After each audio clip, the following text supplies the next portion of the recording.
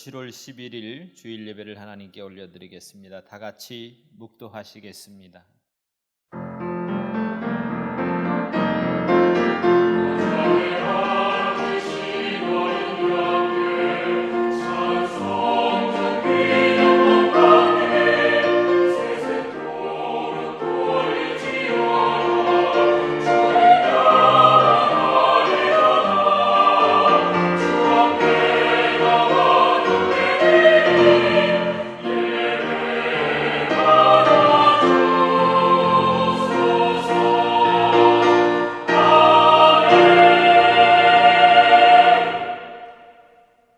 찬송가 70장, 통합은 79장입니다.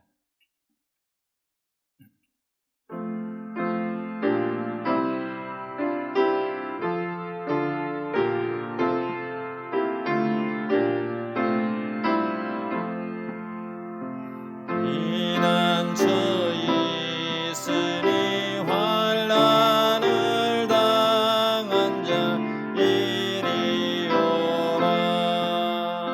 땅들이 변하고 물결이 일어나 산 위에 넘치되 두렵지 않네. 이방이 떠들고 나라들 모여서 진동하나.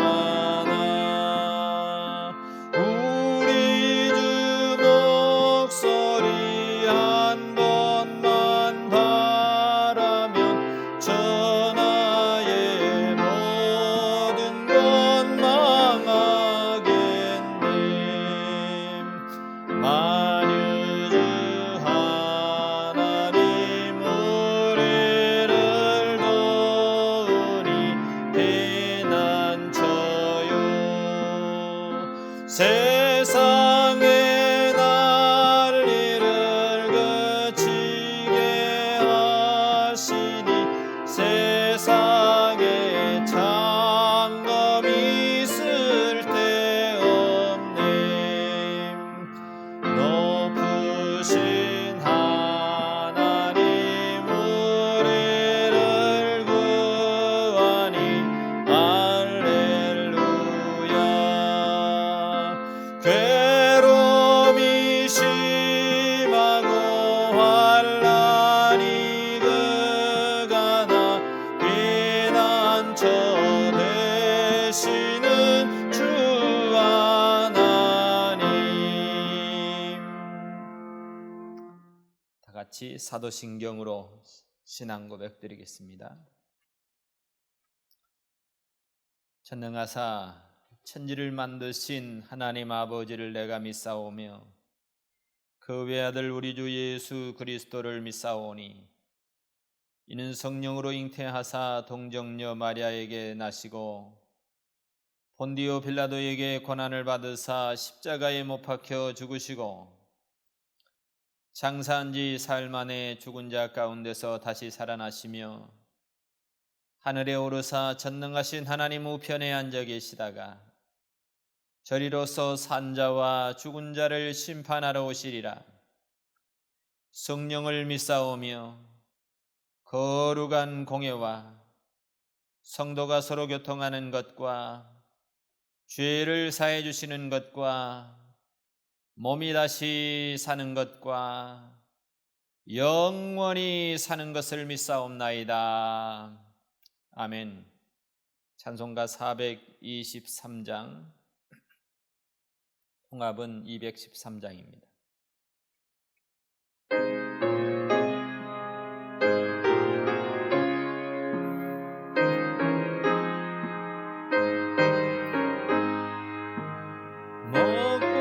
먹고라도 덜감은 죄로 물든 마음이 있는 보다도 이게 깨끗하게 씻겼네.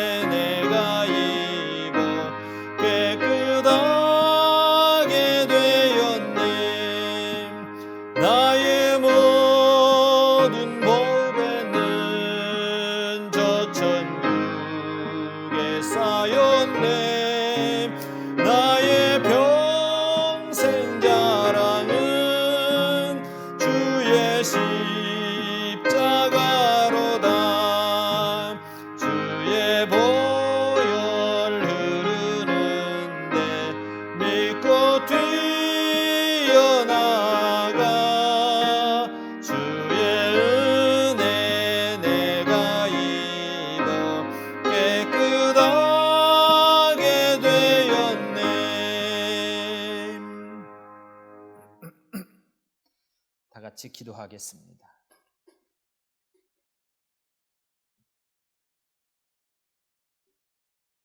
우리를 창세 전에 그리스도 안에서 우리를 선택해 주시고 예정하셔서 예수 그리스도를 통하여 하나님의 자녀로 하나님 우리를 회복해 해주시고 그것은 하나님의 영광을 찬송하게 하기 위해서 우리를 불러주신 하나님, 오늘 또 이 거룩한 날을 기억하면서 하나님 앞에 찬양을 올려드립니다. 사랑하는 모든 성도들, 이 시간도 각처에서 하나님께 예배하며 하나님께 찬양을 올려드립니다. 사랑하는 모든 성도들의 마음에 하나님 주의 말씀이 위로가 되게 하시고 주님을 소망하는 그 소망이 기쁨이 되게 하시고 주님을 예배하는 예배의 기쁨이 회복이 되어 주님 앞에 서 있는 우리의 모든 심령이 되게 하여 주시옵소서. 사랑하는 주의 성도들, 하나님 그들 각자가 이 세대 가운데 이 어려운 혼란 속에서 오직 주님만 소망하고 주님만 기대함을 통하여 이 땅의 모든 소망이 주님께로 우리의 마음이 고향되는 우리의 심령이 되게 하셔서 오직 주님을 통한 위로와 기쁨이 회복이 되게 하여 주시옵소서. 이 땅의 만족은 우리가 이 땅에서 수고하고 먹고 마시고 즐거워하는 이 기쁨보다 더 큰 것은 없다고 하였사오니 하나님으로 말미암아 하나님이 주신 이 선물의 은혜를 누리며 감사하는 우리 모든 심령이 되게 하여 주시옵소서. 사랑하는 주님, 사랑하는 성도들 가운데 여전히 마음으로 고통하며 육체적으로 하나님 고통하는 주님의 자녀들이 있습니다. 아버지, 주님의 피 묻은 손으로 그들의 마음을 어루만져 주시고 그들의 아픈 고통하는 육체의 상처를 어루만져 주셔서 주님이 주신 은혜로 회복과 은혜를 경험하며 주님을 만나는 주님의 은혜를 경험하는 주님의 자녀들이 다 되기를 원합니다. 이제 하나님, 저희들 더욱 만나서 하나님 앞에 나아가서 예배하기 원합니다. 모든 상황을 주님께서 은혜로 함께 해주시고 이제 우리의 모든 심령이 온전히 하나님께만 예배를 할 수 있도록 하나님께서 우리에게 그 귀한 마음도 허락하여 주시옵소서. 감사를 드리옵고 예수님의 이름으로 기도하옵나이다. 아멘.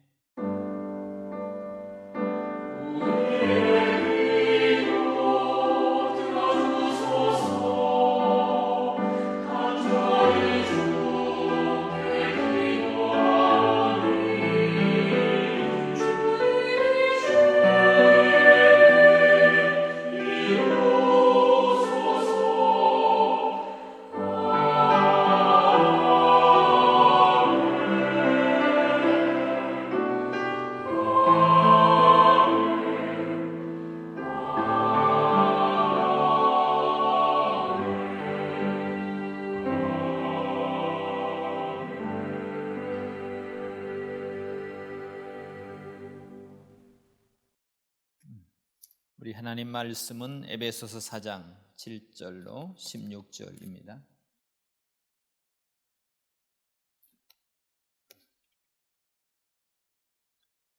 에베소서 4장 17절로 24절입니다.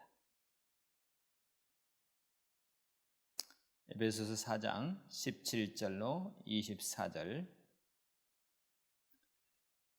그러므로 내가 이것을 말하며 주 안에서 증거하노니 이제부터는 이방인이 그 마음에 허망한 것으로 행함같이 너희는 행하지 말라.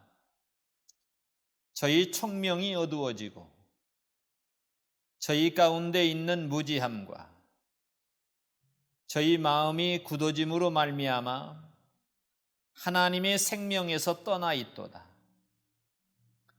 저희가 감각 없는 자 되어 자신을 방탕에 방임하여 모든 더러운 것을 욕심으로 행하되 오직 너희는 그리스도를 이같이 배우지 아니하였느니라. 진리가 예수 안에 있는 것 같이 너희가 과연 그에게서 듣고 또한 그 안에서 가르침을 받았을진데 너희는 유혹의 욕심을 따라 썩어져가는 구습을 쫓는 옛사람을 벗어버리고 오직 심령으로 새롭게 되어 하나님을 따라 의와 진리의 거룩함으로 지으심을 받은 새 사람을 입으라. 오늘 하나님 말씀의 제목은 옛사람은 벗어버리고 새 사람을 입으십시오라는 제목으로 같이 은혜를 나누기를 원합니다. 오늘 이 말씀의 총론은 구원받은 성도라면 구원받은 성도답게 그렇게 살아야 합니다라고 사도 바울이 권면하는 내용입니다. 그러므로 17절에 그러므로 내가 이것을 말하며, 사도 바울이 이제 앞에 무언가를 권면하기 위해서 그 권면을 염두에 두고 말하는 내용입니다. 그러므로 내가 이것을 말하는데 주 안에서 증거하노니 그랬습니다. 사도 바울이 사적인 어떤 의견을 말하는 것이 아니고 사도 바울이 지금 주님의 뜻을, 주님의 입장에서 이 에베소 성도들과 오늘 우리에게 말씀하고 있는 내용입니다. 주 안에서 증거하노니 이제부터는 이방인이 그 마음에 허망한 것으로 행함같이 너희는 그렇게 행하지 말라는 겁니다. 이제부터는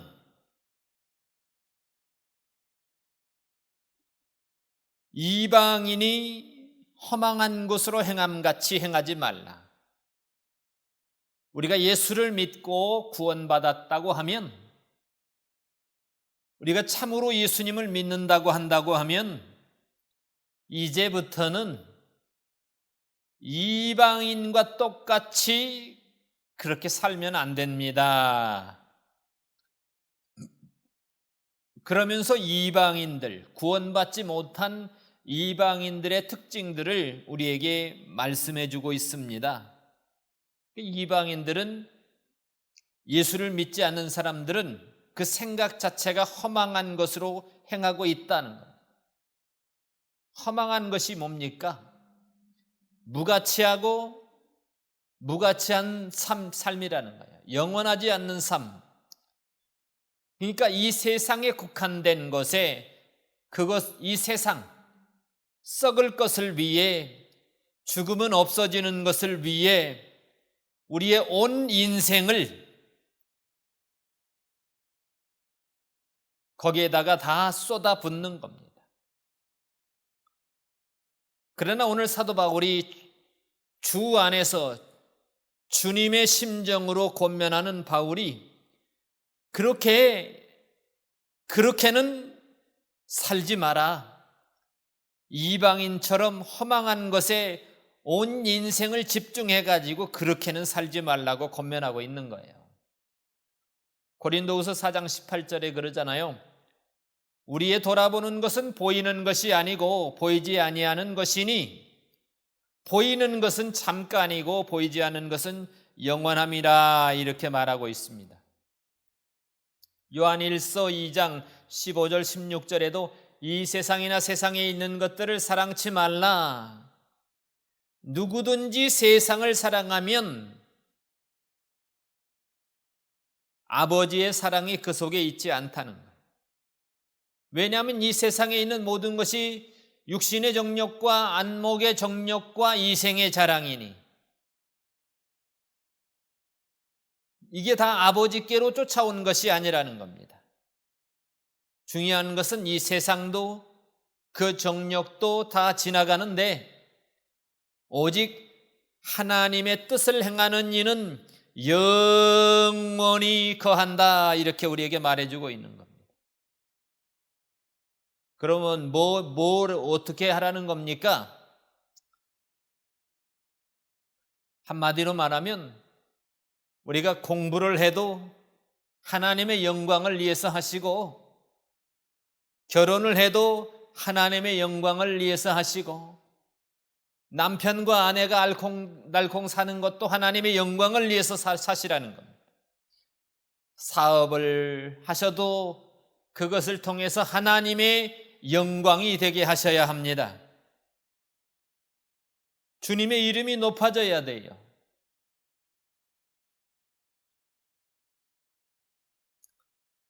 우리는 우리의 모든 삶 전체를 하나님의 영광을 위해서 살아내는 그런 삶으로 하나님의 뜻을 행하는 그런 삶으로 영원히 거하는 그런 축복을 누리시기를 바랍니다. 각 나라 사람들마다 특별히 특색이 있잖아요.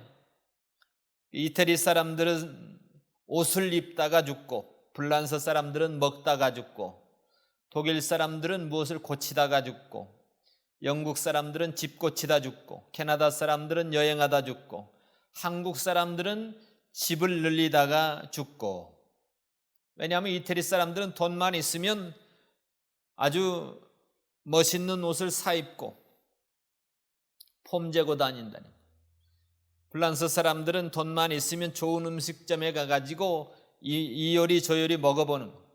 독일 사람들은 뭔가를 만들기 위해서 세월을 다 보내고 죽고 영국 사람들은 틈만 있으면 집을 고치다가 세월 다 보내고 죽는다 뭐 이런 우스개 이야기가 있습니다. 그리고 캐나다 사람들은 여행하다 죽고 우연히 저희도 집을 보러 갔는데 캐나다 노인 부부예요. 그런데 그 집 팔고 뭐 하려고 물어봤더니 RV카를 사서 전 세계 여행하기 위해서 그걸 집을 판다는 거예요. 우리나라 사람들은 그러잖아요. 내 집 마련하고 나면 집 평수 조금씩 늘리다가 좀 좋은 집에 살만하면 그때는 이제 갈 시간이 다 되는 거예요. 전도서에 보면 이렇게 하나님이 없는 이 세상 삶에 대한 최고의 결론을 우리에게 말해주고 있습니다. 왜냐하면 솔로몬이 그렇게 살아봤기 때문에 일천국녀를 거느리기도 했고 그리고 사업도 크게 하고 하나님이 주신 그 지혜를 통해서 어마어마한 것을 누리면서 살아봤어요. 그런데 솔로몬이 말년에 가서 한 말이 뭡니까?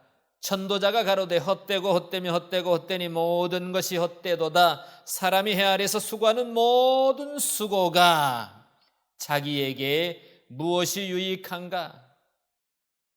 내가 해 아래서 행하는 모든 일을 보니까 다 헛되어서 바람을 잡는 것과 같다는 겁니다.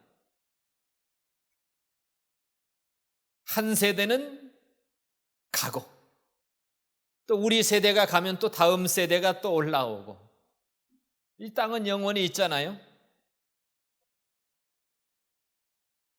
그래서 솔로몬이 24절에 보니까 가장 이 땅에서 중요한 게 뭐냐? 좋은 게 뭐냐? 사람이 먹고 마시고 수고하는 가운데서 심령으로 낙을 누리게 하는 것보다 나은 게 없다는 겁니다.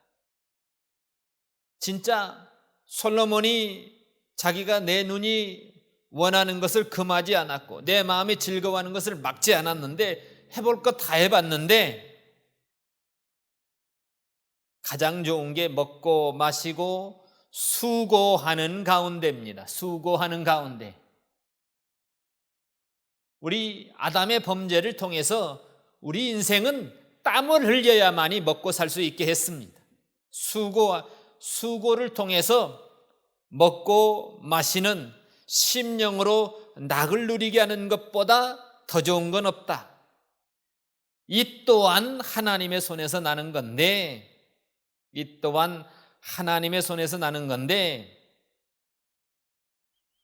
먹고 마시고 수고함으로 낙을 누리는 것이 이것 또한 하나님의 선물인 줄을 알았다는 겁니다. 그러면서 솔로몬이 마지막에 우리에게 부탁하는 게 뭡니까? 내가 이 결국을 다 들어봤는데, 다 해봤는데 가장 중요한 인생의 관점이 뭐냐면 하나님을 경외하고 그 명령을 지키는 것, 이게 사람의 본분입니다 라고 우리에게 말해주는 겁니다. 우리 인생의 가장 축복이 뭡니까?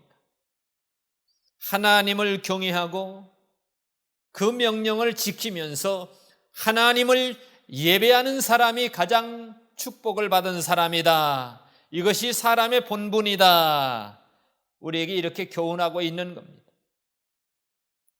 청년들은 어떻습니까? 청년들은 아직 갈 날이 멀었으니까 얼마나 혈기왕성합니까? 근데 솔로몬이 그랬잖아요. 마음대로 살아보소. 청년들이여 마음대로 살아보소. 그러나 하나님이 이 모든 일, 여러분들이 행한 마음대로 산 거에 대해서 심판하실 줄 아십시오. 한 가지 기억할 거는 곤고한 날이 이르기 전에, 여러분 나는 아무 낙이 없다고 할 해가 가깝기 전에 여러분 인생의 창조주 하나님을 기억하십시오 라고 말합니다.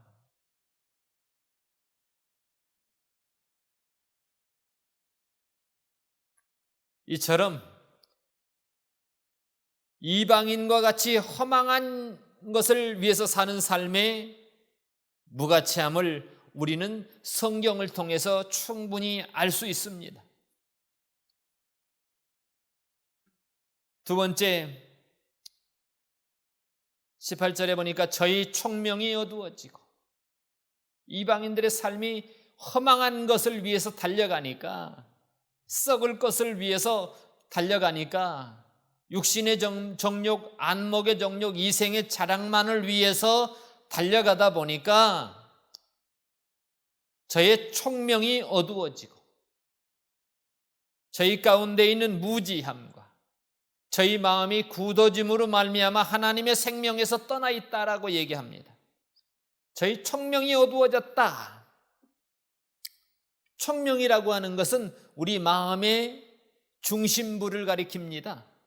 하나님에 대한 인식, 하나님의 사랑에 대한 인식할 수 있는 우리의 마음의 중심부를 말하는데, 이방인들의 마음이 어두워져서 더 이상 하나님의 사랑, 하나님의 은혜에 대한 인식이 없다는 거예요.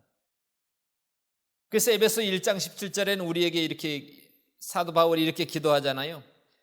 영광의 아버지께서 지혜와 계시의 정신을 우리에게 주셔서 하나님을 알게 하시고 너희 마음의 눈을 밝히사.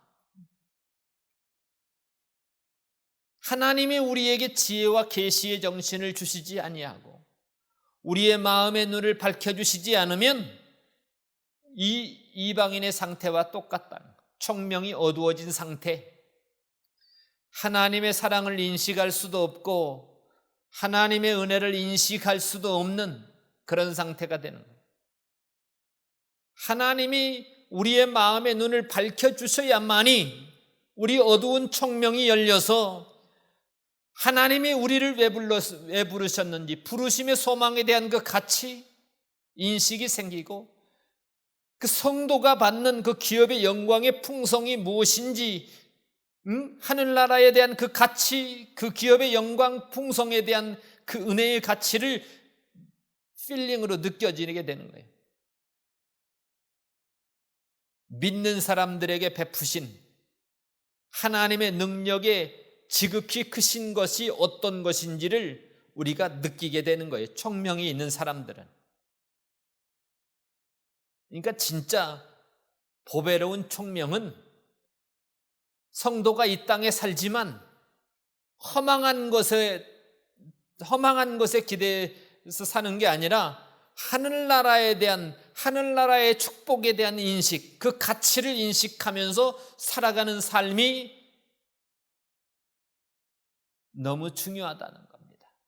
여러분들은 어떻습니까? 여러분들은 이 땅의 삶보다 하늘나라에 대한 가치가 더 소중합니까? 그렇게 사셔야 합니다.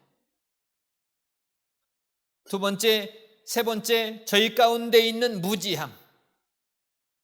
무지한다는 것은요, 모른다는 거 아닙니까? 모르면 어떻게 해요? 딱딱한 거죠. 마음이 딱딱한 상태를 가리킵니다. 로마서 1장 19절로 23절에 보면 하나님을 알만한 것을 저희 속에 완전히 보여주셨어요. 하나님께서 이를 저희에게 보이셨는데 창세로부터 그의 보이지 않은 것들 곧 그 영원하신 능력과 신성이 그 만드신 만물에 분명히 보여 알게 했는데, 만드신 만물에 분명히 하나님이 창조주인 것을 다 심어놨단 말이에요. 하늘을 보고 땅을 보고 이 자연을 보고 모든 자연의 순리를 봐도, 이 사계절을 봐도 하나님이 만드신 이 자연의 순리를 우리가 조금만 생각만 해도 그분의 능력이 아니고는 이게 우연히 생길 수 있단 말입니까? 그러니까 저희가 핑계치 못할지라, 그럼에도 불구하고 하나님을 알되 하나님을 영화롭게도 아니하고 하나님께 감사하지도 않아요. 이렇게 확실한 증거들이 있는데도 하나님을 영화롭게 하지 않는 거예요. 하나님이 사람을 만든 목적이 하나님을 영화롭게 하기 위해서, 하나님이 이 자연세계, 우주세계를 만드신 목적이 하나님을 영화롭게 하시기 위해서 만드셨는데, 그렇게도 하지 않고 감사도 안 하고 우리가 먹고 싸고 이 자연을 누리면서도 감사가 없어요. 오히려 그 생각이 허망하여져 가지고 미련한 마음이 어두워졌나니, 자기가 스스로 지혜 있다고 생각하지만 아주 미련하게 됐다는, 우준하게 돼가지고 어리석게 돼가지고 썩어지지 않은 하나님의 형상을 금수와 버러지 형상의 우상으로 바꿔놨다는 거예요. 이렇게 무지하다. 하나님이 분명히 자연을 통해서 증거해놨고 너무나도 확실한 증거들을 다 보여줬음에도 불구하고 본인이 먹고 싸고 하는 그 생각만 해도, 야, 이거는 내가 지금 내 눈을 볼 수 있는 것만 해도, 내 팔을 움직이는 것만 생각해도, 내가 걸어 다니는 것만 생각해도, 조금만 생각해도요, 여러분, 무지함이 깨질 텐데 그렇지 않다는 거예요. 이렇게 충분한 증거들이 있음에도 불구하고 무지함이 저희를 딱딱하게 만들어 버렸어요. 어떤 사람들은요, 이런 충분한 증거가 있음에도 불구하고 자기 개인적으로 시험이 들어서 헤어나오지 못하는 거예요. 여러분, 전능하신 하나님 앞에 시험들 시간이 어디 있어요? 이것도 하나님을 모르는 겁니다. 자기 세계관에 빠져서 자기 세계관에 자기 생각으로 판단하고 있는 것과 똑같다는 겁니다.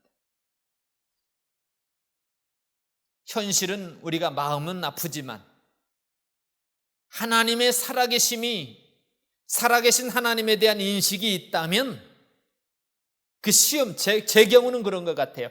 살아계신 하나님에 대한 인식이 있으니까 그 시험의 정도를 뛰어넘게 되더라고요. 넘어서요.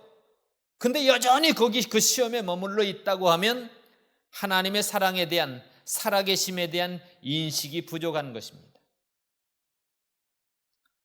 네 번째, 이방인의 허망한 것, 총명이 어두워지고 무지하고 마음이 굳어짐으로 말미암아 자신의 잘못에 대해서 양심의 가책을 전혀 느끼지 못하는 거예요.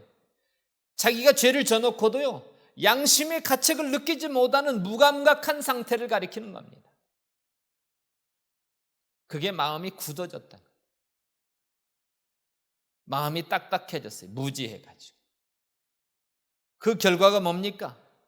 허망한 삶으로 쫓아가고 총명이 어두워졌고 무지하고 마음의 굳어짐의 결론은 하나님의 생명에서 떠나 있도다라는 결론입니다. 하나님의 생명에서 떠나 있도다는. 창세기 6장 2절 5절에도 보면 하나님의 아들들이 사람의 딸들의 아름다움을 보고 자기들이 좋아하는 대로 아내를 삼는지라. 그러니까 하나님의 생명에서 떠나 있다는 말입니까? 하나님의 뜻과 상관없이 내 좋은 대로 행하는 거예요. 하나님의 생명에서 떠나 있는 사람의 상태를 가리킵니다. 하나님의 뜻보다, 하나님의 말씀보다 내 좋은 대로, 내 기분 좋은 대로, 내 하고 싶은 대로 하는 것이 바로 하나님의 생명에서 떠나 있는 상태를 가리킵니다. 하나님이 그렇게 하니까 뭐라 그랬어요? 내 좋은 대로 모든 자로 아내를 삼고 그러니까 나의 신이 영원히 사람과 함께 하지 아니하리니 이는 그들이 육체가 됐다는 거예요. 하나님의 뜻과는 개념 없이 육체가 원하는 대로, 이미 망가진 육체가 원하는 대로, 죄성이 원하는 대로 그렇게 살아내는 그런 상태가 되어버렸다는 거예요. 그 육체의 죄성이 뭔데요? 사람의 죄악의 세상의 관영함과 그 마음의 생각이 항상, 모든 계획이 항상 악할 뿐임을 보시고 그게 바로 육체라는 겁니다. 하나님이 땅에 사람 지으셨음을 한탄하셨다고 그랬죠. 그리고 노아 홍수를 통해서 하나님이 쓸어버리겠다고 그랬어요. 그러나 노아는 당세의 완전한 자라 여호와께서 은혜를 입었더라. 그가 하나님과 동행하였으니.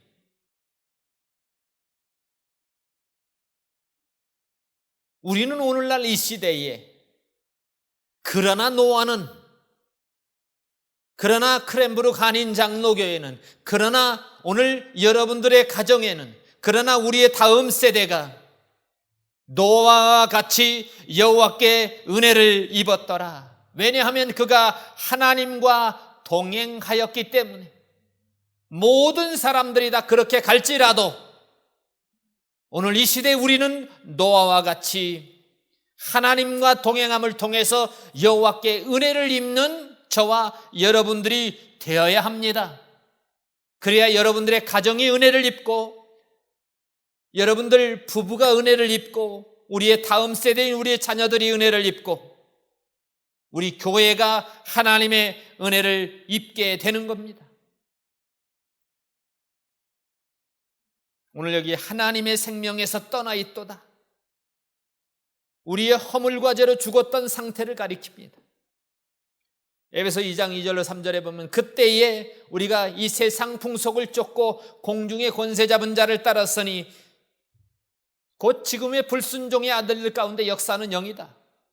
우리도 그 가운데서 행하여 우리 육체와 마음이 원하는 것을 하여 본질상 진노의 자녀였던 상태, 하나님의 생명에서 떠나 있었던 상태.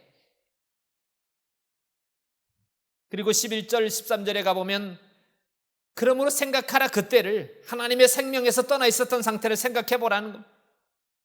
그때 우리가 육체로는 이방인이었고 할례당이라고 하는 사람들이 우리를 무할례당이다라고 말했고 그리스도 밖에 있었고 하나님과 상관없는 이스라엘 나라의 밖에 사람이었다는 거예요. 언약에 대해서도 상관이 없었고 세상에 소망도 없었고 하나님도 없이 하나님과 멀리 있었던 그런 사람들이었다는 겁니다. 그런 상태, 그럼에도 불구하고 하나님께서는 그리스도 예수 안에서 예수 그리스도로 말미암아 그리스도의 피로 멀리 있었던 우리를, 하나님과 상관없었던 우리를 가깝게 했다는 거예요. 둘이 되었었는데 예수님이 십자가로 자기의 몸으로 그 피로 말미암아 하나님과 화목하게 해서 그 십자가로 그 벽을 깨버렸어요. 소멸해 버렸다는 겁니다. 가까워졌다는 거예요. 얼마나 은혜가 큽니까? 우리는 이 은혜를 기억하면서 우리가 옛사람을 벗어버리는 그런 데로 더 나아가야 합니다. 19절에 보니까 저희가 감각 없는 자 되어 자신을 방탕에 방임하여 모든 더러운 것을 욕심으로 행하되. 여섯 번째, 이방인이 행하는 특징들을 보면 감각이 없는 거예요. 감각이 없다는 것은 이미 굳어졌다는 것과 똑같은 거예요. 그러니까 예를 들면 바늘로 찔러도, 감각이 없게 되면 바늘로 찔러도 이 고통이 없어요. 마비가 되면. 이게 문자적인 뜻은요, 고통이 없는, 고통을 느끼지 못하는 상태. 말 그대로 하나님 앞에, 사람 앞에 죄를 지어도 하나님 앞에나 사람 앞에도 두려움이나 부끄러움을 느끼지 못하는, 수치심을 느끼지 못하는 화인 맞은 양심과 똑같다는 겁니다. 왜냐하면 양심의 가책을 전혀 느끼지 못하는 마음의 상태이기 때문에. 디모데전서 1장 19절에도 믿음과 착한 양심을 가져라. 어떤 이들이 이 양심을 버렸고 그 믿음은 깨져버렸다는 겁니다. 디모데전서 4장 2절에는 어떤 사람들이 미혹해하는 영과 귀신의 가르침을 쫓는 자들을 향해서 바울이 그들을 향해서요, 아니 진리가 있는데 어떻게 그렇게 쫓냐, 그러면서 그게 진짜라고 가르치는 그 사람들을 향해서 양심이 화인 맞았다 이렇게 얘기했습니다. 양심이 화인 맞았다고 하는 것은 인두로 지져가지고 뭉개져서 바늘로 찔러도 감각이 없는 그런 상태를 가리킵니다. 이처럼 감각이 없는 자 돼가지고 죄를 져도 가책도 없고 부끄러움도 못 느끼고 두려움도 못 느끼는 그런 상태. 그러면서 어떻게 자신을 방탕에 방임하는 거예요. 양심의 가책이 없이 어떤 행위든지 기탄 없이 행하는 거예요. 어떠한 것에도 제한받지 않는, 수치심도 못 느끼고 두려움도 모르고 오직 육체가 원하는 대로 육체의 욕심에만 얽매여서 살아가는 행동, 그 삶을 가리켜서 자신을 방탕에 방임하는 겁니다. 그러면서 모든 더러운 것을 어떻게 합니까? 욕심으로 행하되. 모든 더러운 게 뭡니까? 사도 바울은 갈라디아 5장 19절에 이 더러운 것들을 육체의 현저한 일이라고 말합니다. 육체의 일은 현저한데 음행과 더러운 것과 호색과 우상숭배, 술수, 원수 맺는 것, 분쟁하는 것, 시기하고 분내고 서로 니파 내파 당을 짓고 분리함, 이것 때문에 분리하는 것, 나눠지는 것, 투기하고 술 취하고 방탕하고, 이런 사람들은 하나님의 나라를 유업으로 받지 못할 것이요 라고 이렇게 말했습니다. 로마서 1장 24절로 28절에도 이 더러움, 육체의 더러움, 정욕의 더러움 때문에 하나님이 저희를 마음의 정욕대로 내어버려뒀다, 이런 표현이 나옵니다. 그래서 저희 몸을 서로 욕되게 하셨으니 하나님의 진리를 거짓 것으로 바꿔서 피조물을 조물주보다 더 경배하고 섬기는 거예요. 이를 위해서 저희를 부끄러운 욕심에 내버려뒀다는 거예요. 그래서 여인들도 순리대로 쓸기를 바꾸고 영리로 쓰고, 남자들도 수인대로 여인 쓰기를 버리고 서로 향하여 음욕이 불릴 듯 해가지고 남자가 남자로 더불어 동성연애하는 부끄러운 일을 행하여 저희의 그릇 때문에 상당한 보응을 자신이 받았다는 겁니다. 그래서 에이즈는요, 이 동성연애를 통해서 나온 그 병이 뭐냐면 에이즈 아닙니까? 지금도 에이즈는 완벽하게 치료할 수가 없습니다. 죽음을 좀 연장하는, 삶을 좀 연장하는 치료제는 있을지라도 완벽한 치료제는 없다는 겁니다. 저희의 그릇 때문에 상당한 보응을 그 자신이 받았다는 겁니다. 왜냐하면 그들의 마음속에는 하나님 두기를 싫어하니까 저희를 상실한 마음대로 내버려 둬가지고 이런 합당치 못한 일을 하게 했다는 거예요. 이런 육체의 현저한 일들을 행하는 사람들은요, 사형에 해당하다고 하나님의 정하심을 알고도 자기들만 행할 뿐 아니라 또한 그 일을 행하는 사람들을 괜찮다, 옳다 이렇게 한다는 겁니다. 우리는 이런 이방인들과 같이 자신을 방탕에 방임하고 모든 더러운 것을 욕심으로 행하는 그런 일에서 떠나야 합니다. 왜냐하면 20절에 그러잖아요. 오직 너희는 그리스도를 이와 같이 배우지 아니했다는 거예요. 한마디로 말하면 어떻게 예수를 믿는 사람들이 믿지 않는 이방인의 삶의 방식과 똑같이 행할 수 있단 말인가? 어떻게 사랑이라는 이름으로 어떻게 동성애를 할 수 있단 말인가? 어떻게 사랑이란 이름으로 동성애를 동조할 수 있단 말인가? 정신 차려라 이 말입니다. 우리는 죽는 순간까지 우리의 삶의 내용이, 우리 입술의 열매가 그리스도의 편지가 되어야 합니다. 그리스도의 냄새가 되어야 됩니다. 복음의 냄새, 복음의 향기가 되어야 합니다. 우리 입술을 내뱉는 순간순간마다 우리의 삶의 내용이, 여러분들의 삶의 내용이 복음의 편지가 되고 그리스도의 냄새가 되고 그리스도의 향기가 돼서 우리의 삶의 내용을 통해서 사람들이 살아나야 돼요. 내가 가는 곳마다 초토화되면 안 됩니다. 내가 가는 곳마다 생명의 역사가 있고 살아나는 역사가 일어나야 됩니다. 그래서 우리는 죽는 순간까지 예배하며 살아야 합니다. 죽는 순간까지 예배하며 살아야 합니다. 21절에 그게 바로 예수 믿는 사람답게 사는 겁니다.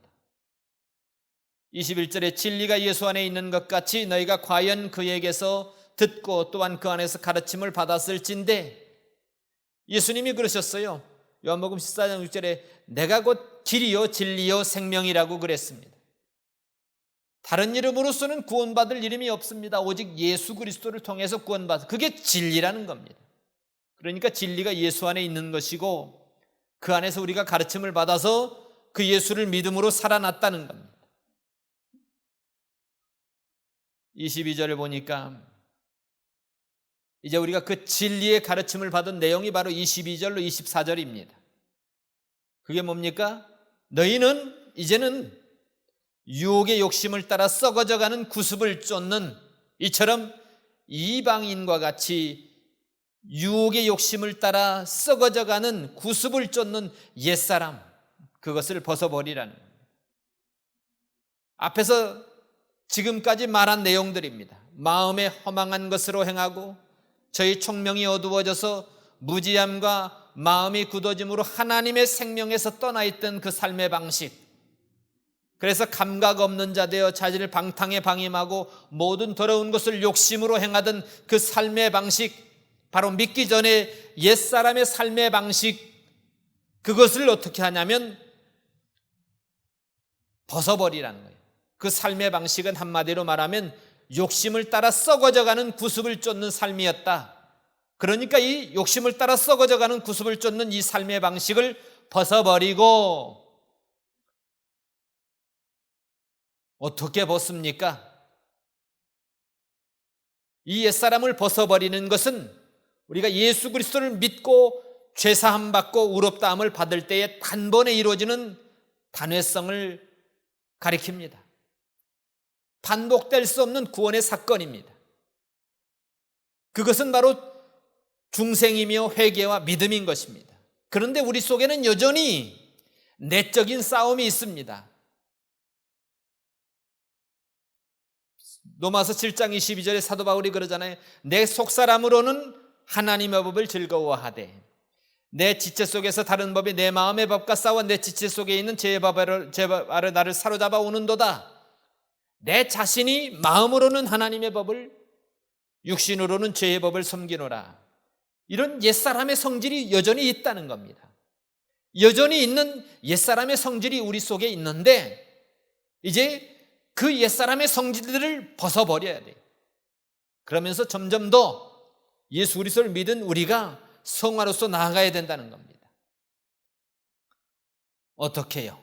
오직 심령으로 새롭게 되어, 오직 심령으로 새롭게 돼요.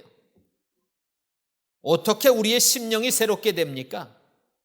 고린도전서 2장 8절로 9절에 보면 우리의 눈으로 보고 귀로 듣고 마음으로 생각해 가지고 된 게 아니고 오직 하나님의 성령이 이것을 우리에게 보이셨다. 그래서 우리의 심령이 새롭게 될 수 있다는 거예요. 에베소 1장 18절에는 너희의 마음의 눈을 밝히사, 성령 하나님이 우리의 마음의 눈을 밝히사. 고린도후서 4장 3절로 6절에 보면 만일 복음이 가리웠으면 망하는 자들에게 가리워졌는데 그 중에 이 세상 신이 믿지 아니하는 자들의 마음을 혼미케 해가지고 그리스도의 영광의 복음의 광채가 가리워지게 만들었는데 어두운 가운데 빛이 비치리라 하시던 하나님께서 예수 그리스도의 얼굴에 있는 하나님의 영광을 나는 빛을 우리의 마음에 비치셨느니라. 그래서 이 하나님의 은혜, 이 부르심에 대한 소망, 우리의 마음의 눈이 떠져가지고 우리의 심령의 눈이 떠져서 새롭게 돼가지고 이 하늘나라에 대한 인식이 달라져 버렸어요. 하나님의 은총에 대한 인식이 달라졌어요. 하나님의 영광을 나는 빛을 우리 마음에 비춰줘서 성령님이 우리 안에 내주에 계셔서 이것이 이 보배가 우리 질그릇에 가지게 됐다는 겁니다. 그러니까 우리의 심령이 새롭게 될 수 있는 것은 오직 성령을 통해서 성령이 우리에게 보이셔야만이, 우리의 마음 눈을 밝히셔야만이, 하나님의 영광을 아는 빛을 우리 마음에 비추셔야만이 가능한 것이라는 겁니다. 이제 우리의 마음의 심령으로 새롭게 돼서 어떻게 해요? 하나님을 따라 의와 진리의 거룩함으로 지으심을 받은 새 사람을 입으라 라고 진리 되신 예수 그리스도를 통해서 우리에게 권면하고 있는 것입니다. 오늘 우리의 삶의 내용 속에서 여전히 우리가 옛사람의 방식으로 살아가고 계십니까? 오늘 우리는 이방인의 삶의 습관, 옛사람의 삶의 습관, 썩어질 그 습관을 버리고 이제는 심령으로 새롭게 돼서 하나님을 따라 의와 진리와 거룩함으로 지으심을 받은 새 사람을 입으시는 저와 여러분들이 되시기를 바랍니다. 기도하겠습니다. 하나님, 사도 바울이 오늘 우리에게 주 안에서 너희에게 말하는데 이방인들과 같이 허망한 것을 쫓아가지 말라. 저희는 총명이 어두워지고 무지함으로 마음이 굳어져서 하나님의 생명에서 떠나 있는 그런 삶의 상태로 살아가고 있다고 말했습니다. 하나님, 저희들도 예수님을 믿는다고 하면서 이방인과 똑같이 그런 목표를 가지고 살아가지 않습니까?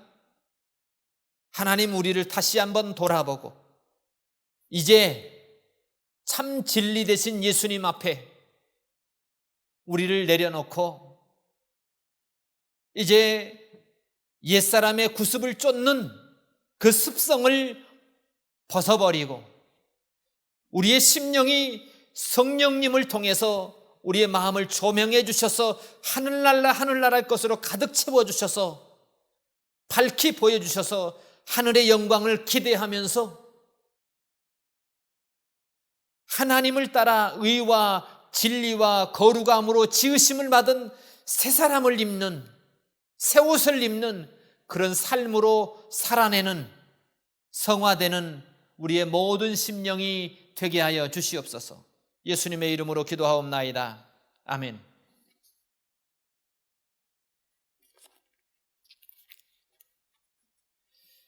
찬송가 436, 통합은 493.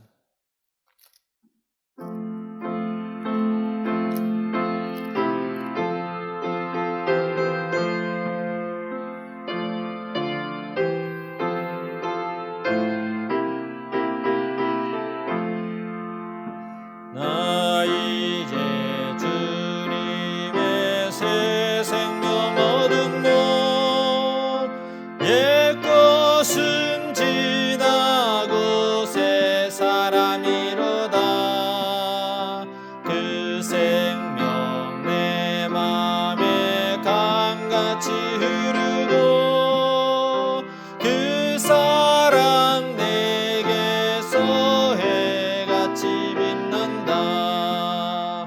영생을 누리며 주 안에 살리라. 오늘도 내일도 주 함께 살리라. 주 안에 감추인 새 생명 얻으리. 이전에 좋던 것 이제는 값없다. 하늘의 은혜와 평화를 맛보니 찬송과 기도로 주 함께 살리라. 영생을 누리며 주 안에 살리라. 오늘도 내일도 주 함께 살리라. 산천도 저먹고 새 것이 되었고 죄인도 원수도 친구로 변한다. 새 생명 얻은 자 영생을 누리니 주님을 모신 맘 새하늘이로다. 영생을 누리며 주 안에 살리라. 오늘도 내일도 주 함께 살리라. 주 따라가는 길 험하고 멀어도 찬송을 부르며 뒤따라가리라. 나 주를 모시고 영원히 살리라. 날마다 섬기며 주 함께 살리라. 영생을 누리며 주 안에 살리라. 오늘도 내일도 주 함께 살리라. 봉헌 기도드리겠습니다. 하나님, 그리스도 안에서 이제 옛사람을 벗고 새사람을 입게 해주신 그 은혜 너무 감사합니다. 그 은혜 너무 감사해서 또 하나님께 헌물을 드립니다. 드린 손길마다 하나님 그들의 가정을, 일터의 현장을, 우리의 다음 세대를 하나님 축복해 주시고 은혜로 함께하여 주시옵소서. 예수님의 이름으로 기도하옵나이다. 아멘. 교회 소식. 오늘은 야외 예배로 드리는데, 야외에서 예배를 드리는데 대면 예배로 혹시 못 나오는 분들을 위해서 노인분들이, 어르신분들이 있기 때문에 이렇게 온라인 예배를 같이 병행하였습니다.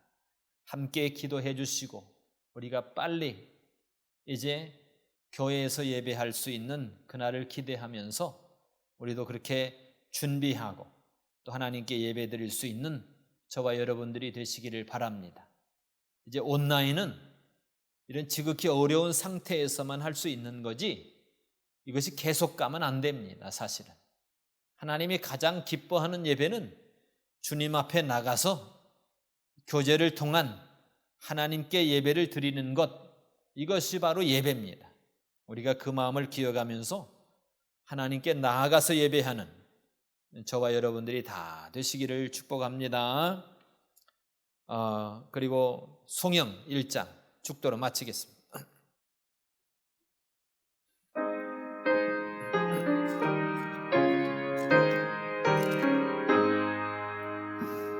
만복의 근원 하나님,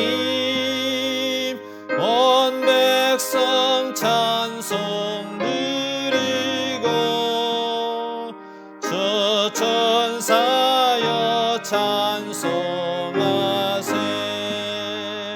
찬송 성부 성자 성령